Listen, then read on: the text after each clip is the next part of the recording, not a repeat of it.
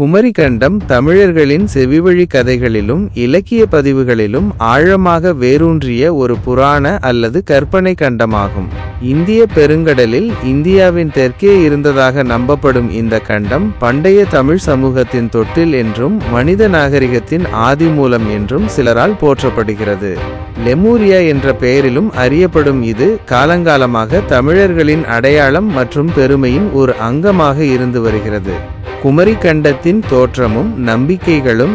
குமரிக்கண்டம் குறித்த நம்பிக்கைகள் சங்க இலக்கியங்களில் ஆழமாக பதிந்துள்ளன.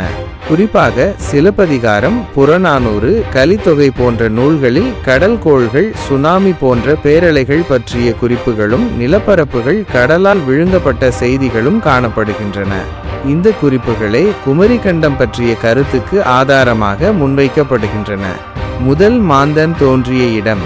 சில நம்பிக்கைகளின்படி குமரிக்கண்டத்தில்தான் முதல் மனித இனம் தோன்றியதாகவும் தமிழ்மொழி உலகின் முதல் மொழி என்றும் கூறப்படுகிறது. இது திராவிட நாகரிகத்தின் தொட்டில் என்ற கருத்தை வலுப்படுத்துகிறது. சங்க இலக்கியத்தின் பிறப்பிடம் பாண்டிய மன்னர்களின் ஆட்சியில் முதல் 2 தமிழ் சங்கங்கள் குமரிக்கண்டத்தில் நடந்ததாக நம்பப்படுகிறது. குறிப்பாக முதல் சங்கம் தென் மதுரையில் அமைந்திருந்தது. இது கடல்கோளால் அழிந்த பிறகு கபாடபுரம் தலைநகராக இருந்ததாகவும் 2ஆம் சங்கம் அங்கு நடந்ததாகவும் சொல்லப்படுகிறது. இந்த கூற்றுகள் தமிழின் தொன்மைக்கும் அதன் இலக்கிய பாரம்பரியத்திற்கும் ஒரு வலுவான ஆதாரமாக பார்க்கப்படுகின்றன. பரந்து விரிந்த நிலப்பரப்பு. குமரிக்கண்டம் இன்றைய தமிழகத்தின் தெற்கு பகுதிகள், இலங்கை, மாலத்தீவுகள், மடகாஸ்கர், ஆப்பிரிக்காவின் ஒரு பகுதி மற்றும் ஆஸ்திரேலியா வரையிலும் பரந்திருந்ததாக கூறப்படுகிறது. இதன் தலைநகராக தென்மதுரை இருந்ததாகவும் 49 நாடுகள் இந்த கண்டத்தில் அடங்கியிருந்ததாகவும் சில இலக்கிய குறிப்புகள் தெரிவிக்கின்றன. அழிவும் கடல்கோள்களும். குமரிக்கண்டம் பல தொடர்ச்சியான கடல்கோள்களால் கடலில் மூழ்கியதாக நம்பப்படுகிறது.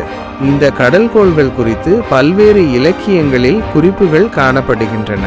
உதாரணமாக சிலப்பதிகாரத்தில் பஃப்ருலியாற்றுடன் பன்மலை அடுக்கத்து குமரிக்கோடும் கொடுங்கடல் கொள்ள என்ற வரிகள் குமரிக்கோடும் பஃப்ருலியாரும் கடலால் கொல்லப்பட்டதை குறிக்கின்றன. இந்த கடல்கோள்கள் படிப்படியாக இந்த கண்டத்தின் பெரும்பாலான பகுதிகளை மூழ்கடித்து இறுதியில் இன்றைய நிலப்பரப்பை விட்டுச் சென்றதாக நம்பப்படுகிறது. குமரிக்கண்டமும் லெமூரியாவும். குமரிக்கண்டம் என்ற கருத்து மேற்குலகிற்கு அறிமுகப்படுத்தப்பட்ட போது லெமூரியா என்ற புவியியல் கருத்துடன் இணைக்கப்பட்டது. 19ஆம் நூற்றாண்டில் புவியியலாளரான பிலிப் ஸ்லேட்டர் இந்திய பெருங்கடலில் லெமூர்கள் ஒருவகை குரங்குகள் பரவியிருப்பதை விளக்க ஆப்பிரிக்கா மற்றும் ஆசியாவிற்கு இடையே ஒரு மூழ்கிய நிலப்பாலம் இருந்திருக்கலாம் என்ற கருத்தை முன்வைத்தார். இதுவே லெமூரியா என்ற கோட்பாடாக உருவெடுத்தது. தமிழறிஞர்கள் லெமூரியா கோட்பாட்டிற்கும் குமரிக்கண்டம் பற்றிய தமிழ் இலக்கிய குறிப்புகளுக்கும் இடையே ஒற்றுமை கண்டு இரண்டையும் இணைத்து பேச ஆரம்பித்தனர். அறிவியல் மற்றும் தொல்லியல் ரீதியான ஆதாரங்கள். குமரிக்கண்டம் பற்றிய விவாதங்கள் பெரும்பாலும் இலக்கிய ஆதாரங்கள் மற்றும் நம்பிக்கைகளின் அடிப்படையிலேயே அமைந்துள்ளன. அறிவியல் மற்றும் தொல்லியல் ரீதியாக குமரிக்கண்டம் இருந்ததற்கான உறுதியான பரவலாக ஏற்றுக்கொள்ளப்பட்ட ஆதாரங்கள் இல்லை. எனினும் சில ஆய்வாளர்கள் பின்வரும் சாத்தியக்கூறுகளை முன்வைக்கின்றனர். கண்ட நகர்வு. Plate tectonics. புவியின் மேற்பரப்பு பல டெக்டோனிக் தட்டுகளால் ஆனது. இந்த தட்டுகள் தொடர்ந்து நகர்ந்து வருகின்றன.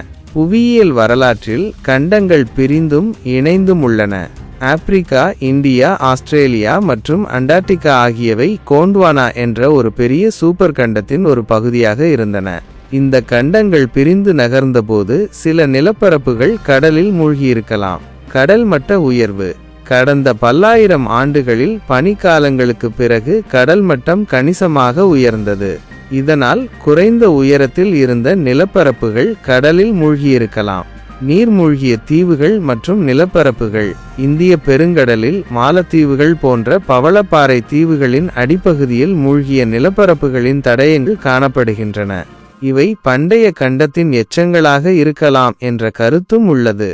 இருப்பினும் இவை குமரிக்கண்டம் பற்றிய தமிழ் இலக்கிய குறிப்புகளுடன் நேரடியாக பொருந்துகிறதா என்பது விவாதத்திற்குரியது.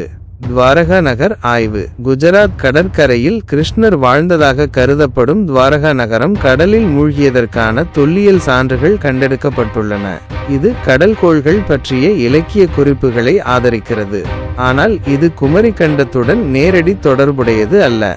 தமிழ் தேசிய அடையாளமும் குமரிக்கண்டமும். குமரிக்கண்டம் தமிழ் தேசிய உணர்வில் ஒரு முக்கிய இடத்தை பெறுகிறது. இது வெறும் ஒரு புவியியல் பகுதி என்பதை தாண்டி தமிழர் நாகரிகத்தின் ஆழமான வேர்களையும் மொழியின் தொன்மையையும் இழந்த ஒரு பொற்காலத்தையும் குறிப்பதாக பார்க்கப்படுகிறது. இந்த நம்பிக்கை தமிழர்களின் பண்டைய பெருமையையும் தனித்துவத்தையும் எடுத்துக்காட்டுவதாக கருதப்படுகிறது. இதன் மூலம் தமிழ் மொழியும் பண்பாடும் உலகிலேயே மிகவும் பழமையான தனித்துவமான ஒன்று என்ற கருத்து வலுப்படுத்தப்படுகிறது. முடிவுரை. குமரிக்கண்டம் ஒரு தொன்மமாக இருந்தாலும் அது தமிழர்களின் ஆழ்மனதில் ஒரு வரலாற்று உணர்வாக பதிந்துள்ளது.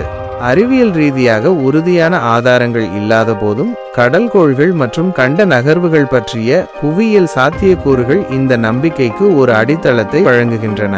குமரிக்கண்டம் ஒரு வரலாற்று உண்மை என்பதை நிரூபிக்கும் வகையில் மேலும் தொல்லியல் மற்றும் கடல்சார் ஆய்வுகள் மேற்கொள்ளப்பட வேண்டும். ஆனால் எந்த வகையிலும் குமரிக்கண்டம் என்பது தமிழர்களின் பெருமை, பண்பாடு மற்றும் வரலாற்றின் ஒரு பகுதியாக என்றென்றும் நிலைத்திருக்கும் என்பதில் சந்தேகமில்லை.